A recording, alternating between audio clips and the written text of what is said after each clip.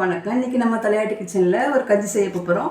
அது எப்படி செய்யலான்னு பார்க்கலாம் வாங்க. இது எலும்பு வலியெல்லாம் நம்ம எலும்பெல்லாம் வலிக்குது அப்படிங்கும்போது காலையில் ட்ரிங்க்ஸ் எடுத்துக்கோங்கள, காப்பி டீக்கு பதிலாக இந்த மாதிரி எடுத்துக்கிட்டோம்னா நம்ம எலும்பு வலியெல்லாம் கொஞ்சம் சரியாகும். நான் இந்த மாதிரி செஞ்சிட்ருக்கேன். அதே மாதிரி உங்களுக்கு இந்த மெத்தடில் உங்களுக்கு செஞ்சு காட்டுறேன். நீங்களும் ட்ரை பண்ணி பாருங்கள். கொஞ்சம் தேங்காய் திரி வச்சுருக்கேன், 2 வெல்லம், 2 ஸ்பூன் பச்சரிசி, 2 ஸ்பூன் பாசிப்பருப்பு, 2 ஸ்பூன் உளுந்து வச்சுருக்கேன். கொஞ்சம் ஏலக்காய் 4 ஏலக்காய் வச்சுருக்கேன். முந்திரி பருப்பு, பாதாம் இதெல்லாம் வச்சுருக்கேன். இப்போ நம்ம இதெல்லாம் வறுத்துக்கலாம். இப்போ நம்ம ஸ்டவ் பற்ற வச்சுக்கலாம். இதெல்லாம் கொஞ்சம் பொன்னிறமாக வர வரைக்கும் வறுத்து விட்டுக்குவோம்.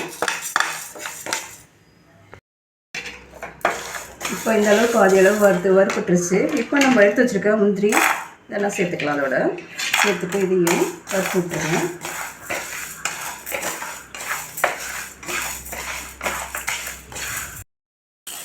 இப்போ இந்த அளவு பொன்னிறமாக வந்தோன்னா ஸ்டவ் ஆஃப் பண்ணிவிட்டு ஒரு பிளேட்டில் மாற்றி ஆற வச்சிடலாம்.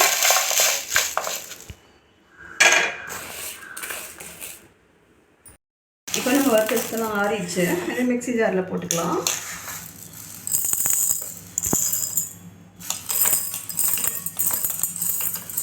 இது எல்லாத்தையும் கொஞ்சம் நைஸாக பொடி பண்ணிட்டு வந்துடலாம்.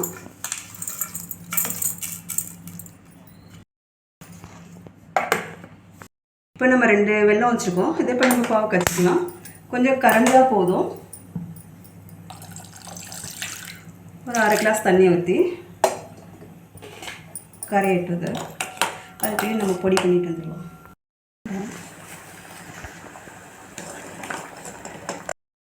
இப்போ வெல்லம்லாம் நல்லா கரைஞ்சிச்சு. இதை எடுத்து ஒரு ஓரமாக வச்சுக்கலாம்.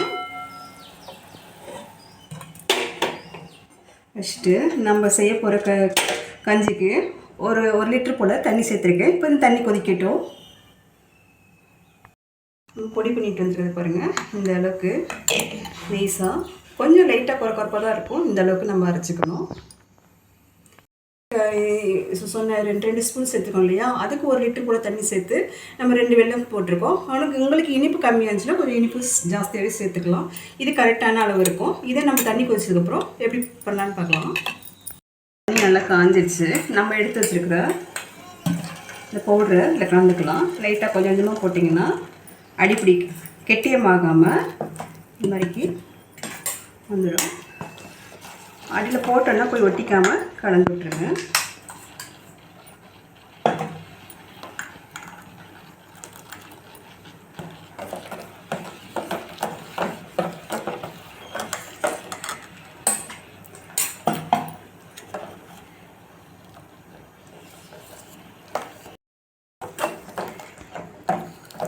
இப்போ பாருங்கள், எல்லாத்தையும் நல்லா கட்டி இல்லாமல் கலந்து விட்டாச்சு. இதனால் ஒரு 5 to 7 நிமிஷம் நல்லா கொதிக்கட்டும். கொதித்து கொஞ்சம் கெட்டிமானதுக்கப்புறம் நம்ம வெல்லத்தை சேர்த்துக்கலாம்.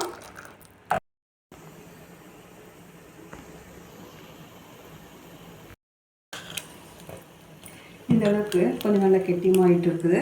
இந்த மாதிரி ஆகும்போது நம்ம இப்போ வெல்லத்தை வடிகட்டி ஊற்றிக்கலாம்.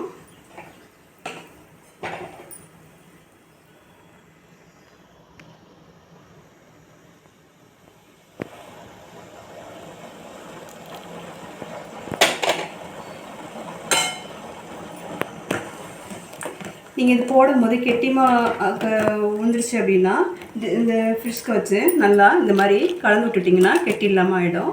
இந்த மாதிரி செஞ்சுக்கோங்க. இது கொஞ்சம் நல்லா கொதிக்கட்டும். உப்புக்காண்டி நம்ம லைட்டாக ஒரு பிஞ்சு உப்பு போட்டுக்கலாம். இப்போ இந்த அளவுக்கு கெட்டிமாக இருக்குது. இதோட நீங்கள் இன்னும் கொஞ்சம் கெட்டிமாக வேணும் அப்படின்னா இன்னும் கொஞ்சம் நேரம் ஒரு 2 நிமிஷம் போல் வச்சுக்கோங்க. இப்போ இதில் நம்ம தேங்காய் சேர்த்துக்கலாம். தேங்காய் பால் வேணால் சேர்த்துக்கலாம். நான் இப்போ தேங்காயை சேர்த்துக்கிறேன். ஒரு 2 ஸ்பூன் போல் தேங்காய் சேர்த்துக்கலாம்.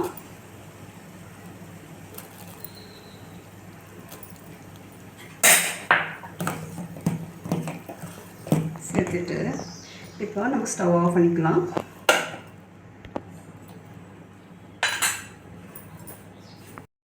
ஊற்றிக்கலாம்.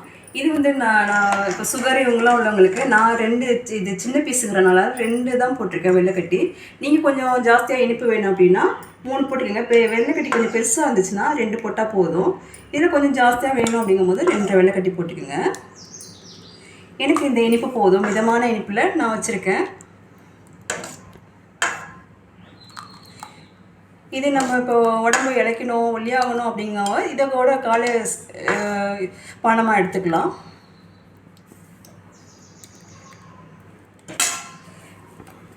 இதுக்கு மேலே நம்ம கொஞ்சம் பாதாமும் முந்திரி பருப்பும் தூவிக்கலாம். இது குழந்தைங்களுக்கு நல்லா ஹெல்த்தியாக இருக்கும். காலையில் நம்ம கொடுக்குறதுக்கோ இல்லை ஈவினிங் கொடுத்தாலும் சரிதான். இந்த மாதிரி நீங்களும் செஞ்சு பாருங்கள், குழந்தைங்களும் செஞ்சு கொடுங்க. இந்த வீடியோ பிடிச்சிருந்துச்சுன்னா அனைவரும் பகிர்ந்து கொள்ளுங்கள். பெல் பட்டன் அமைக்காத தெரிவிக்குமாறு கேட்டுக்கிறேன். ரொம்ப நன்றி.